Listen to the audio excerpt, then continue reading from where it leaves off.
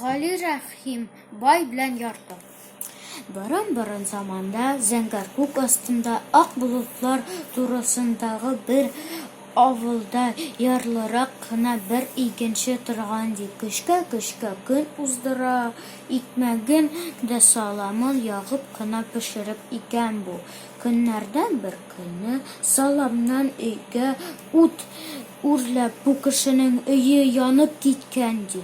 Тик ул кайгырмаган, утырмаган ди. Көнен дә эшләгән, төнен дә эшләгән. Шулай итеп йорт салырга 300 тәңкә акча эшләгән ди. Бу авылдагы тагы бер бай сатучы белән бер усал тегермәнче торалар икән. Болар икесе бик дуслар ди. Тегермәнче тегермәнгә орлык тарттырырга килгән авыл кешеләрен оннарын урлап алып кала да шуннан аркасында байный икән.